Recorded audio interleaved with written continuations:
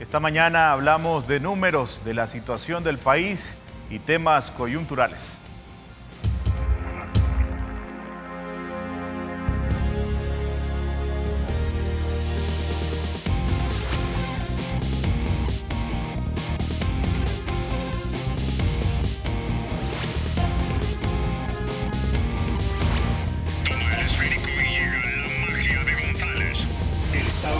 Será siempre libre e independiente y no será jamás el patrimonio de ninguna familia ni persona.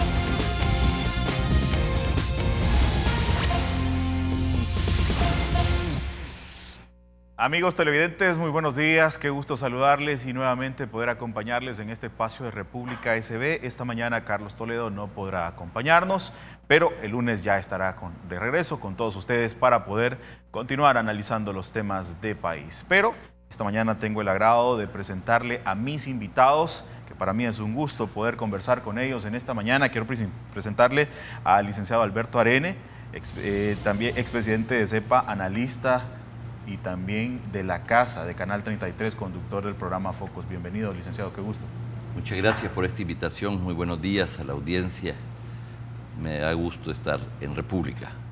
Qué gusto tenerlo por acá. Y también está con nosotros Raúl Mirón, él es director ejecutivo del Centro de Estudios Jurídicos. Qué gusto conversar con usted por acá. Gracias por la oportunidad nuevamente de estar acá en este espacio y pues un saludo a toda la teleaudiencia. Muchas gracias, amigos televidentes, a ustedes la invitación para que se queden con nosotros y además puedan participar de esta entrevista. Las redes sociales y la manera en la que usted puede ser parte de esta entrevista van a estar apareciendo en la pantalla de su televisor a lo largo de este espacio. ¿De qué vamos a hablar? Bueno, queremos analizar cuál es la coyuntura por la que está atravesando nuestro país. El impago es una de las palabras que más he escuchado en los últimos días. Vamos a hablar de ello, vamos a hablar del presupuesto que recién se aprobó para el Tribunal Supremo Electoral y de otros temas que vayan surgiendo en esta interesante conversación. Caballeros, ayer la Asamblea Legislativa aprobó el presupuesto para el Tribunal Supremo Electoral, el cual había solicitado para las elecciones del próximo año, ustedes lo conocen, cerca de 40 millones de dólares, y hay una reducción porque dice el ministro de Hacienda no fueron justificados algunos rubros y se le aprueban 25 millones de dólares, 25.8 millones de dólares. Son cerca de 2 millones más de los que contó el Tribunal Supremo Electoral para las elecciones del 2015, que obtuvo 23 millones de dólares. Y el escenario del 2015 ya sabemos lo desastroso que fue y lo complicado por la implementación de nuevos procedimientos en la elección de diputados y alcaldes, principalmente diputados. ¿Qué es lo que se puede entender cuando viene la Asamblea Legislativa, le aprueba el Tribunal Supremo Electoral y qué podemos visualizar para las elecciones del próximo año, licenciado? Bueno, como el país está efectivamente en una situación fiscal muy seria, entre otras cosas por la falta de acuerdos, de hoy en adelante ya lo vimos, no es sorpresa, habrán recortes sobre todo, el ajuste fiscal ya comenzó, es decir, cómo se recortan gastos y cómo se logran tener mayores ingresos en diferentes rubros. Esa es la ley ya del comportamiento general sobre sobre todo. Entonces lo que vamos a observar en los próximos 2 años es precisamente estos recortes en las instituciones, las presiones, el tira y encoge entre el ministro de Hacienda y las instituciones y por otro lado las discusiones en la Asamblea con la oposición para ver qué se apruebe. O sea que el país no tiene una experiencia de crisis fiscal, de ajuste fiscal, no, aunque muchos advertimos lo que venía desde hace 2 años. Las cosas no se entienden sino hasta cuando las comenzás a padecer. Claro. Y aún así vamos de susto en susto, ¿verdad? Así que lo que está sucediendo, claro, el tema es que preparar elecciones seriamente implica recursos, tener los resultados, la credibilidad del proceso es fundamental, eso es prioritario en el análisis. Y en ese sentido los magistrados dicen que lo que necesitan es tanto, ellos son los que saben, no es el ministro de Hacienda el que tiene el conocimiento de cuánto se necesita, zapatero a tus zapatos, ¿verdad? Así que bueno, ya lo aprobaron, pero yo no sé cómo van a hacer para para la parte restante. Y me imagino que en los próximos días los magistrados van a decir que no están contentos, que las consecuencias de ese recorte son estas y estas y estas. En fin, si algo necesitamos nosotros ahora en una situación tan difícil, es precisamente que al menos en el tema electoral haya credibilidad. Si encima de la crisis en que ya estamos le metemos, ¿verdad?, una sensación de incredulidad, de falta de confianza en las elecciones, entonces ya este es el jaque mate, ¿verdad? Uno de los temas, una de las áreas que sería afectada por este recorte es la de publicidad, la de capacitación a los miembros de juntas, que esto me parece vital debido al antecedente que se tiene de las elecciones de 2015 y la compra de tecnología. Quiero que escuchemos, antes de darle la palabra a Raúl, a los magistrados, al magistrado Fernando Argüello Telles, que mencionaba acerca de este presupuesto y de la necesidad que había de estos recursos. Escuchemos también a uno de los técnicos del Tribunal Supremo Electoral. Adelante.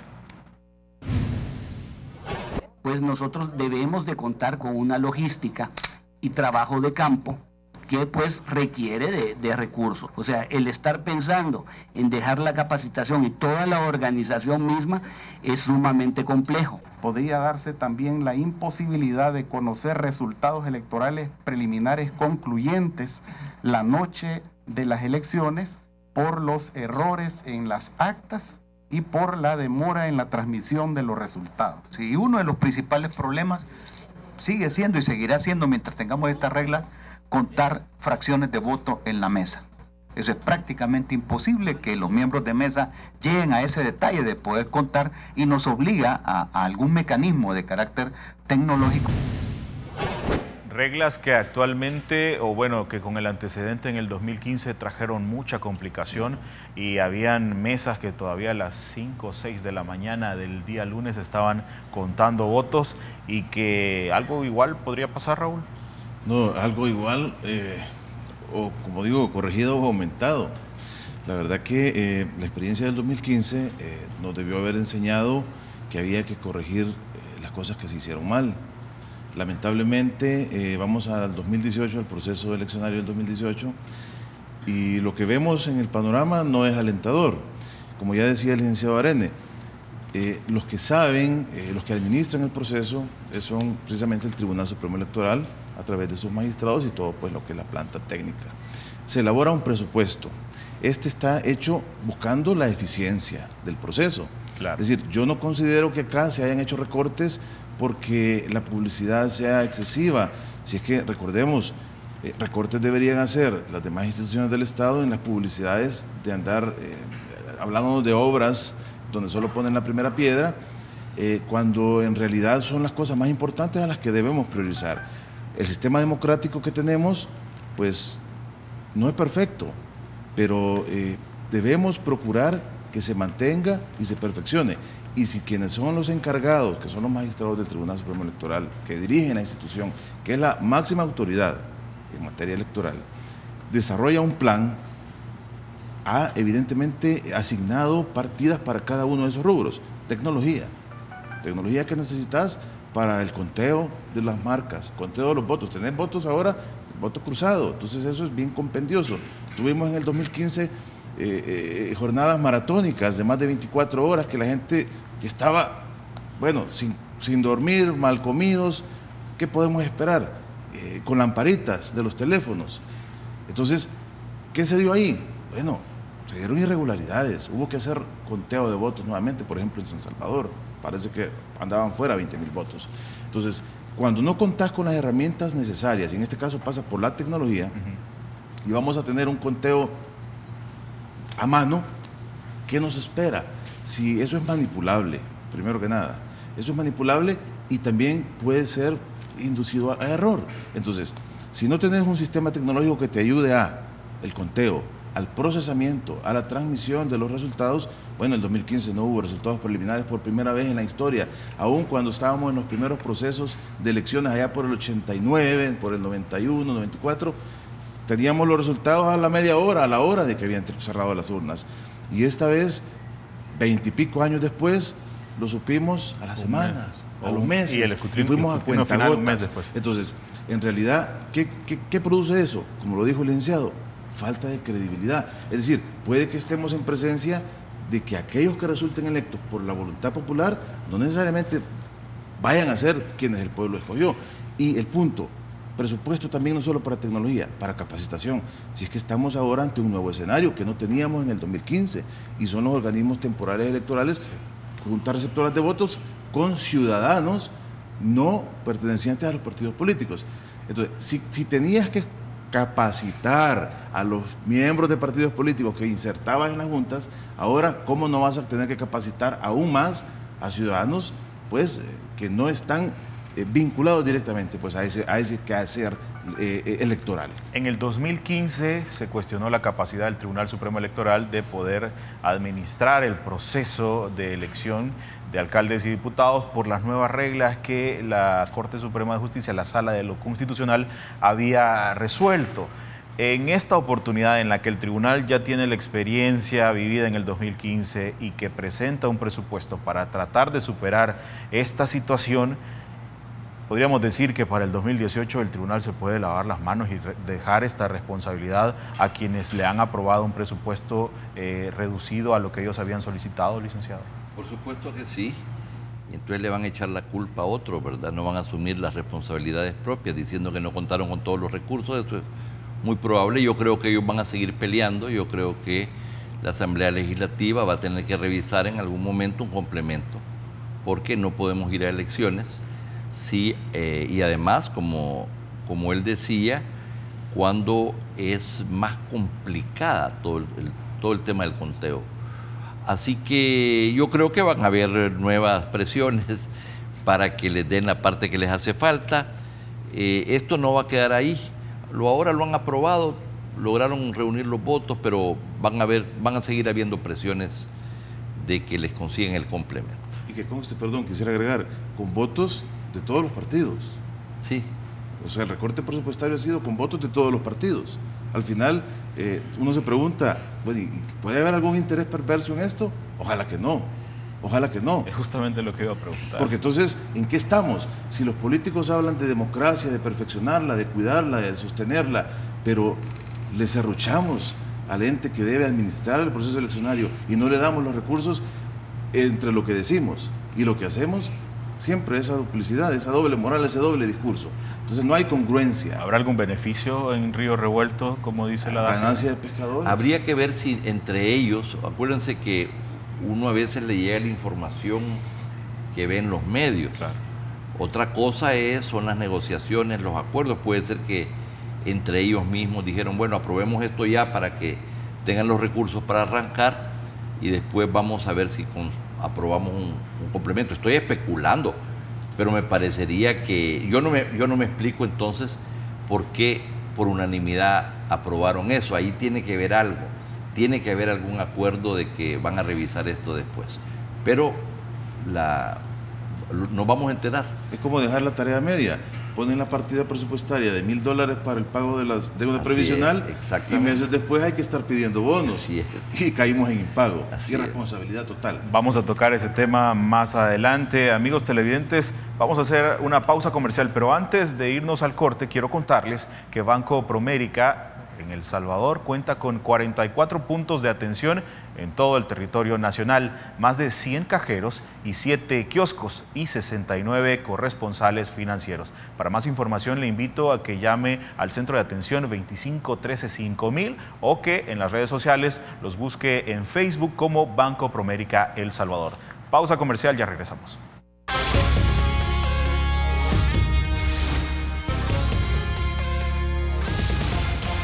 Conocido por todos que la situación económica del país no ha sido la mejor en los últimos años y una de las muestras es que el Tribunal Supremo Electoral dice necesitar $40 millones para realizar las elecciones del próximo año y el Ministerio de Hacienda, el encargado de otorgar esta partida presupuestaria, dice que la situación está complicada, pero que además los magistrados no pudieron explicar y detallar en qué se iban a gastar estos 14 millones extra. Sobre ello habló el ministro de Hacienda, Carlos Cáceres, y lo escuchamos a continuación. Al momento del escrutinio Fíjense de que el tribunal había presupuestado $31 por cena y $31 por almuerzo, y nosotros estamos bajando eso a 10 y a $12. Queremos que un almuerzo de $10 o un almuerzo de 12 es considerable. Uno de los aspectos por los que el ministro de Hacienda justifica el no haber otorgado el presupuesto que solicitaba el Tribunal Supremo Electoral. ¿Algún comentario?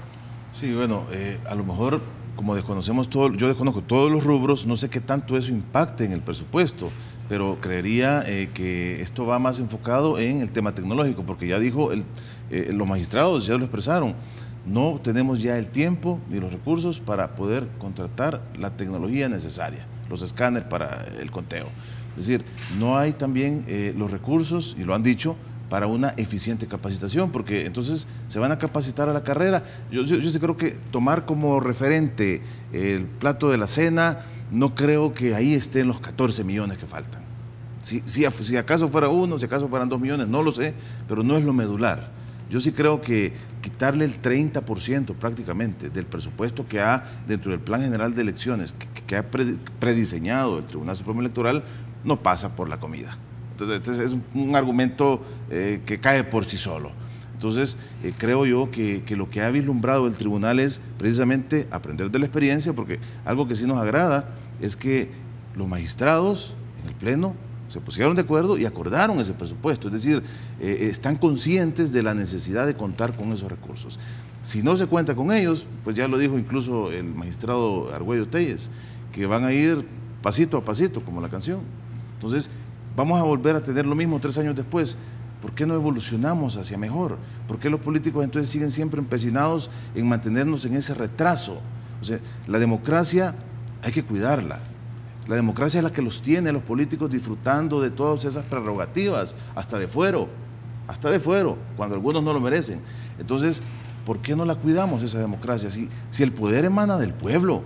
Si es que los políticos no son los que tienen el poder emana del pueblo, el pueblo lo delega a través de sus representantes, y son nuestros representantes o mal representantes los que entonces están llevando este país por un curso que, a menos que vivas en una cueva, no te das cuenta que vamos mal. Y entonces, precisamente, fortalecer la democracia nos permite quitar de esos cargos de diputados a aquellos que están haciendo mala tarea, igual en las alcaldías, es decir, poder ejercer ese control ciudadano político, que quizás los partidos no quieren.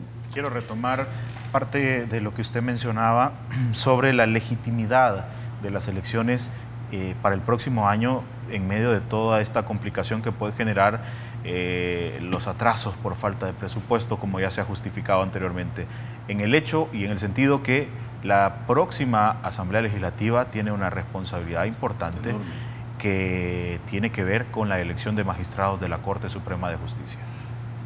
La situación, la crisis fiscal y la polarización política y la guerra ya abierta entre Arena y el FMLN, es decir, pareciera que vamos a la tormenta perfecta, y encima de eso ya estamos planificando, ¿verdad?, cómo vamos a contribuir a que el proceso, las elecciones propiamente dichas, no resulten del todo bien por fallas, etcétera, por el presupuesto. Yo creo que 12 millones, ¿cuánto es lo que hace falta? 14. Bueno, yo creo que la legitimidad del proceso electoral vale eso y mucho más. Pero a mí me causa tristeza, ¿verdad? ¿Cómo estaremos que un ministro de Hacienda anda entrando a consideraciones sobre los almuerzos? Digo, es increíble, ¿verdad? Tiene que venir a justificar. Eso es lo que refleja efectivamente que la situación es muy seria. Eso no quiere decir que posiblemente se puede comer con esa cantidad. Yo no voy a entrar en esas consideraciones, pero lo que quiero decir, esto refleja la situación patética en la que estamos, ¿verdad? ¿Qué quiere Mejor ya no hablo de esto más porque me da... Pero ¿y será que al final es el trabajo del ministro de Hacienda cuidar cada centavo del fondo público y es justamente lo que está haciendo en esta ocasión, cuidando que no se compre un almuerzo de $31 y se compre uno de 15, por ejemplo? No, de hecho, el control y la dirección de las finanzas públicas descansan en el Ejecutivo a través del ramo correspondiente, que es el Ministerio de Hacienda, a través de la persona del ministro.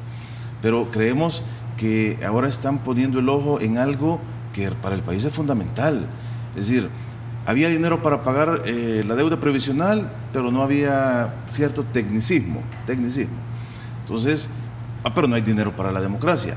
La democracia, aunque sea cara, es infinitamente mejor que una tiranía, que una dictadura, que un mesías, si no veamos Venezuela. Y eso va a ser entonces causa de conflicto, ¿verdad? Causa de conflicto con las diferentes consecuencias.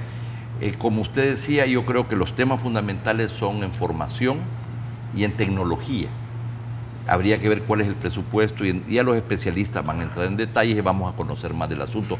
A mí me parece esto me parece preocupante y ojalá que vuelvan a revisar el tema y hagan los ajustes correspondientes. Pero al final el Tribunal Supremo Electoral se queda con la pelota de estos $25 millones y acá deberá también demostrar capacidad para saber administrar estos recursos y al final dar la cara con un proceso adecuado. Como que el presidente de la institución no lo vi reclamando, parece ser, puede ser que sí, pero en cámara al menos no sale, aparecen los demás de la institución, será porque tiene vinculaciones, por supuesto, con el gobierno, ¿verdad? Pero yo entiendo que ese es un órgano independiente y en ese sentido todos los magistrados deben de tomar posición, ¿verdad? Para defender. Este tema también nos lleva a hablar algo que ya mencionábamos anteriormente y es el tema del impago en el que habría caído el país semanas atrás y que se encontró una solución.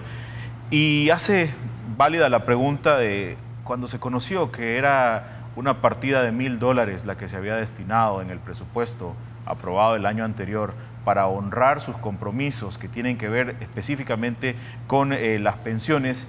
En ese momento se empezó a cuestionar y se empezó a señalar desde diferentes sectores la probabilidad de caer en el impago. Se cae en el impago y hay un par de días en los que el país escucha esa palabra. Muchas de las personas probablemente se preguntaron, ¿el impago y eso a mí en qué me afecta? Pero al final se encuentra una solución en la Asamblea Legislativa, aparentemente, y una solución temporal, han dicho también algunos organismos, de lo que podríamos haber alcanzado, por ejemplo, una calificación de CCC, que esa solo Venezuela, según un informe que se ha tenido o al que hemos tenido acceso, refleja esa calificación. ¿Qué hay detrás de todo esto y cómo la ciudadanía puede entender y traducir este tema de cómo le puede afectar a cada uno de ellos en su bolsillo? Bueno, este es un tema que se arrastra desde hace 2 años y medio o más. El gobierno tenía la información ya en la transición del gobierno anterior a esta sobre los datos de la deuda previsional, las proyecciones del déficit fiscal, cómo ponía presión.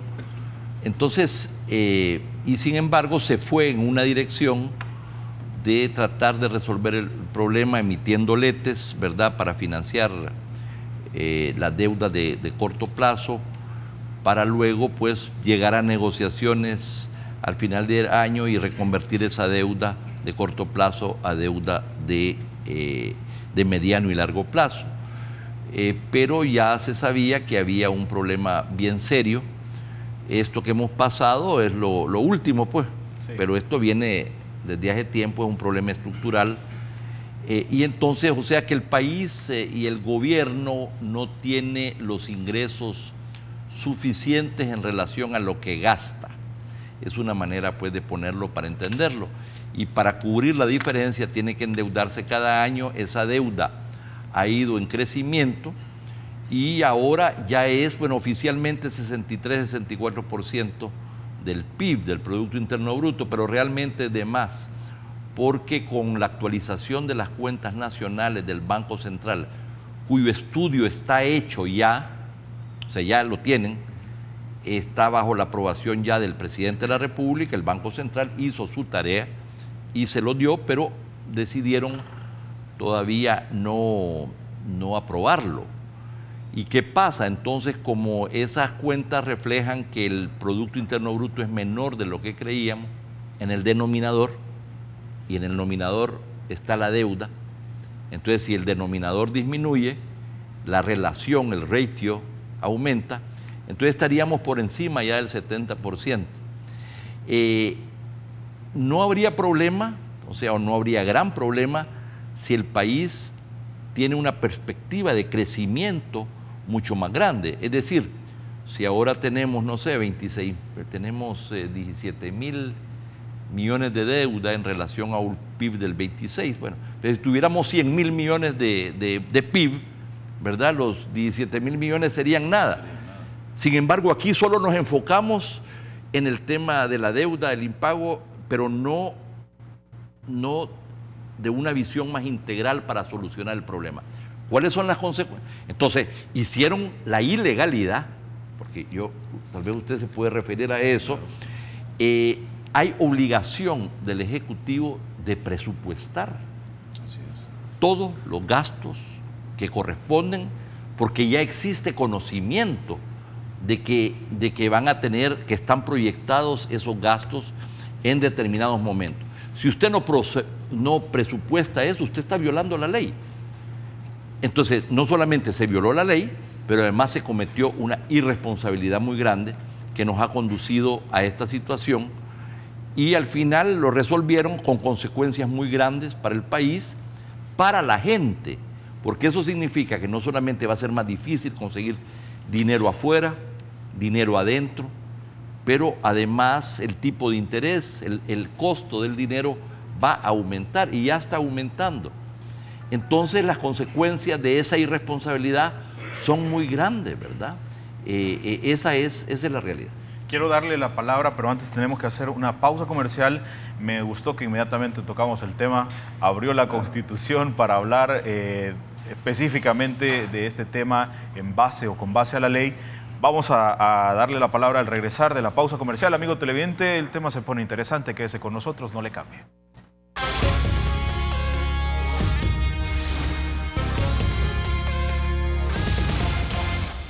Amigos televidentes, muy buenos días. Gracias por continuar en sintonía de Canal 33 y la entrevista República SB. Estamos hablando con mis invitados acerca del impago.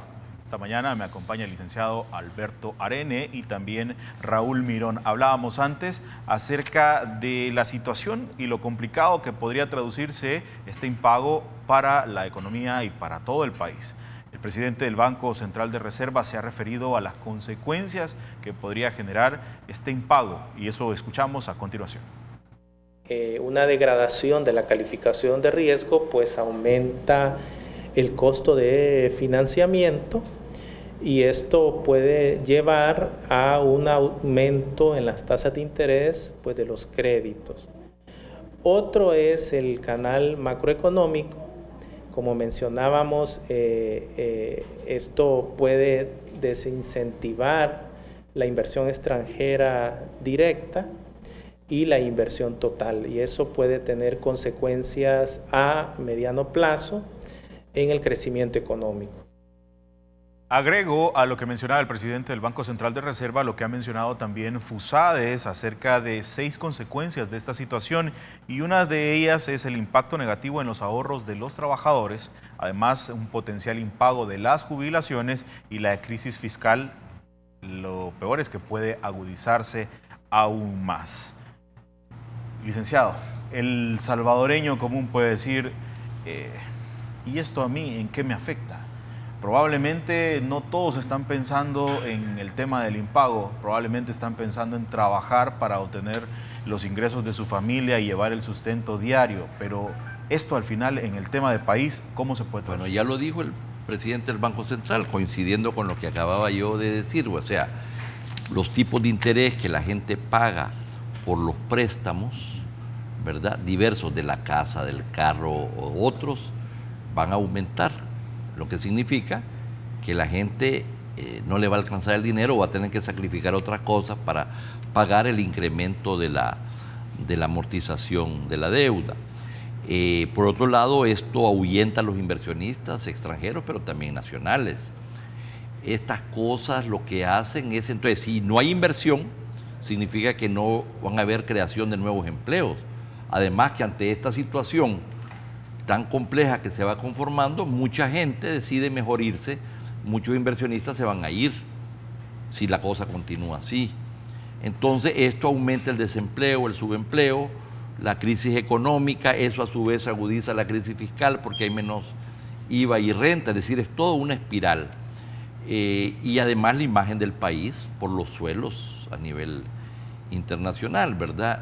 En el momento en que se saca la marca país para promover el país, ¿verdad? Deshacemos todo con esta situación, ¿verdad? Entonces, no, es muy difícil, creo que hace falta altura y responsabilidad en el manejo, y esto no solamente es un tema del gobierno que tiene la principal responsabilidad, pero por supuesto también de la oposición y de Arena en particular. O sea que ahí hay una lógica que tiene mucho que ver, una lógica de poder de cara a la coyuntura electoral del 2018 de diputados y alcaldes y 2019. Arena diciendo, el gobierno queriendo más recursos para no hacer recortes y que entonces no tenga eso costos políticos y ir a las elecciones en condiciones mejores, y Arena diciéndole, tú conducís el gobierno, tú sos responsable, arreglátela, hacer los recortes necesarios, sacar el dinero de ahí, ¿verdad? Y ahora que lo sacó, le dice, tocaste educación, tocaste salud, tocaste, ¿no? Entonces ellos han decidido, pareciera, entrar en una línea de comportamiento donde básicamente dice, hagámosles que pagar el máximo costo político de su irresponsabilidad, de su manejo, mientras que el FMLN está en la lógica de seguir más o menos igual, el gobierno del FMLN, financiando esto por más deudas y diciendo, mire, nosotros queríamos responderle a la gente, pero la responsabilidad es de Arena, que no aprueba más préstamos. Y esa es la lógica que domina el comportamiento político y donde el tema fiscal ha pasado ya a ser el tema principal porque afecta todos los rubros: educación, salud, seguridad. Ahora ya no estamos hablando tanto de seguridad, han habido avances aparentemente, pero ¿qué pasa si la crisis fiscal se agudiza? También van a haber recortes en la seguridad. La exposición que acaba de hacer el licenciado Arene me parece genial, una descripción gráfica que vi el día de ayer por parte del caricaturista Otto Mesa, que presenta un mapa del Salvador de cristal y dos niños aparentemente lo han tirado al piso y está destruido, y uno con la bandera del FMLN y el otro con la Arena, señalándose mutuamente y responsabilizándose. Me parece la manera más genial de describir lo que usted acaba de mencionar, pero estábamos pendientes también del análisis con base a la Constitución de todo lo que está ocurriendo y esa palabrita, el impago. Sí, solamente quiero, antes de entrar al tema estrictamente legal de la Constitución, decir que comparto plenamente lo que dice el licenciado Arena, solo que sí quizás haría una diferenciación en este punto. Es cierto que este problema presupuestario no es de este gobierno, ni es del gobierno anterior. Lo venimos arrastrando ya desde hace varios gobiernos atrás, pero también tenemos que dejarle en claro a la población que se ha agudizado de 8 años para acá. Así es. Porque hace 8 años El Salvador tenía grado de inversión junto con Costa Rica, junto con Chile, junto con México. Y una mejor calificación. Éramos la segunda economía más libre junto a Chile. 8 años después, nuestros bonos son basura. 8 años después, estamos al nivel de Venezuela, de Congo y no sé qué otro país, Grecia. Entonces, hemos caído... Coincido totalmente, por eso dije que la responsabilidad principal la tiene este gobierno, aunque se arrastra. Por supuesto, pero también decir esto, que no es tan cierto que le faltan ingresos al gobierno. Es decir, ingresos tiene. Solo la planilla de contrataciones, de remuneraciones, se ha incrementado exponencialmente. Entonces, esos recursos que sirven para más empleo público, más prestaciones para esos empleados públicos, ¿no sería mejor que estuvieran sirviendo para estas obligaciones previsibles, obligaciones que son no de gasto corriente, son del gasto social? Entonces, el tema es, el presupuesto, sí, desde que, hablemos del 2017 y los anteriores, pero hablemos del 2017, desde que se preparó, se hizo mal. Aquí está el Ejecutivo que lo prepara y el Legislativo que lo aprueba, es decir, son dos entes los responsables.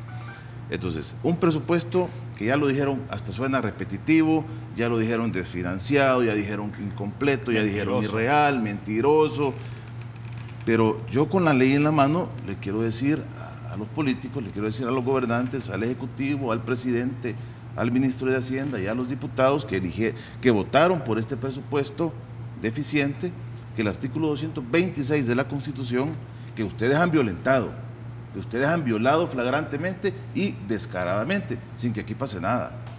Bueno, ya hay tres o dos demandas que han sido dos admitidas ante la Sala de lo Constitucional contra la ley del presupuesto, precisamente por lo que voy a leer.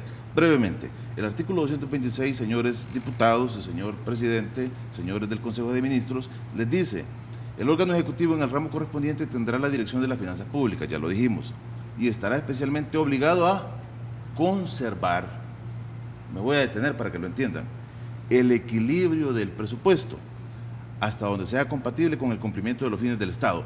Aquí solo quiero aclarar algo.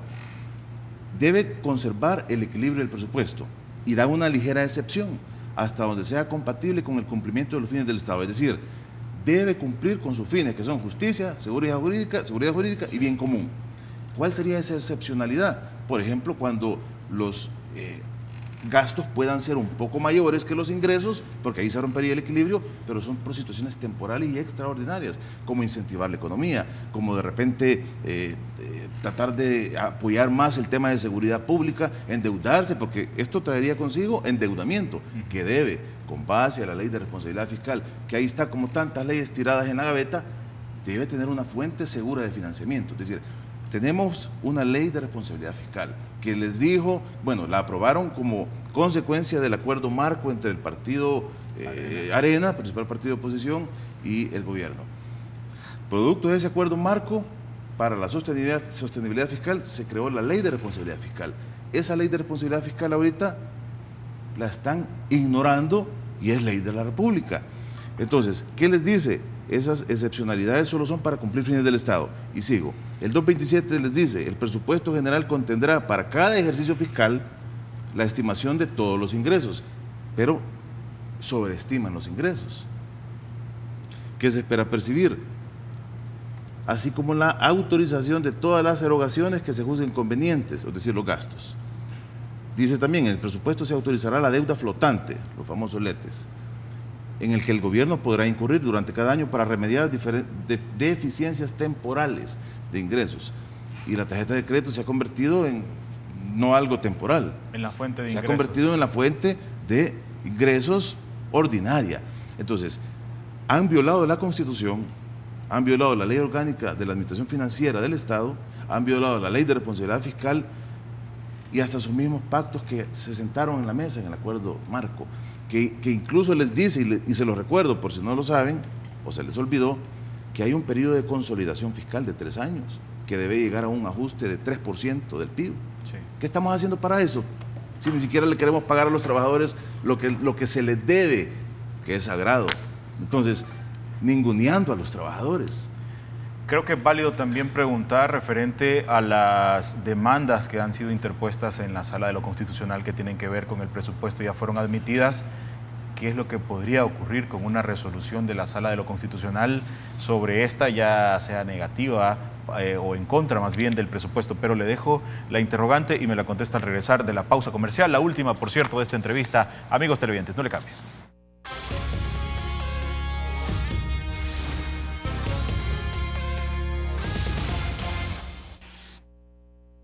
¿Qué pasa con una resolución de la Sala de lo Constitucional en contra de la Ley del Presupuesto General de la Nación del año 2017? Era la pregunta que dejábamos planteada antes del bloque y con esto casi vamos finalizando, licenciado. Sí, Samuel y amigos televidentes, pues desconozco en puridad el contenido de las demandas, más que lo que se ha comunicado por la misma Sala cuando las admitió, pero entiendo que una va dirigida a vicios de forma. De hecho, no se ha respetado el principio de equilibrio presupuestario, el principio de unidad, de transparencia, de veracidad, etcétera. Los principios presupuestarios. Entonces, adolece la ley toda de vicio de inconstitucionalidad, y si la Sala de lo Constitucional declara que efectivamente violó la Constitución, la expulsa del ordenamiento jurídico, nos quedamos sin ley de presupuesto 2017 y, por supuesto, ya la misma ley establece la salvedad y la misma Constitución, y estaríamos operando con el del 2016. Puede la Asamblea pues tomar un acuerdo también al respecto, pero esa sería la consecuencia de esa demanda. Entiendo que la otra demanda va dirigida al tema de el endeudamiento de la deuda flotante con estos letes, ¿no? Porque es una deuda para deficiencias temporales y se está usando para la tarjeta de crédito del diario vivir del gobierno. Si la Sala de lo Constitucional decide que eso, resuelve que eso es inconstitucional, pues evidentemente va a atar a este gobierno y al que venga, porque sentaría una línea jurisprudencial en la que deben hoy sí, aunque lo decía la Constitución, como se los leí, y que para ellos pareciera que es letra muerta, habrá una sentencia que delimitará esos efectos, porque a lo mejor crean que esto solamente son 5 palabras que las podemos entender de un modo o las podemos entender de otro. La sentencia diría cómo es que debe cumplirse y les tendría que dar un plazo incluso para legislar específicamente al respecto o dar seguimientos de cumplimiento o incumplimiento de la sentencia. Porque solo termino con esto, aquí hay incumplimiento de deberes, aquí hay actuaciones delictivas, actos arbitrarios, porque están violando la Constitución y leyes secundarias. Y adelantándonos mucho, en el 2019, una campaña que será reñida para obtener la presidencia de la República, pero no va a ser ningún caramelo el que van a recibir el que gane la presidencia en el 2019 con todos estos antecedentes que hemos mencionado. Licenciado, me interesa saber algo. Estamos ya en esta situación de impago, aparentemente hay una solución que logró la Asamblea Legislativa, se pusieron de acuerdo algunos partidos políticos, pero ¿ya se acabó el impago? ¿Cómo se acaba el impago? ¿Cómo se pasa esto? Y si es que esta espiral en algún momento se puede detener. Ya está programado pues recursos que se necesitan pagar del CIP en julio, y creo que en octubre es el otro. No sé cuántos son, pero... Son 4, son trimestrales. ¿Verdad? Entonces eso significa que vamos a volver a la misma situación, a menos que hayan acuerdo, ¿verdad?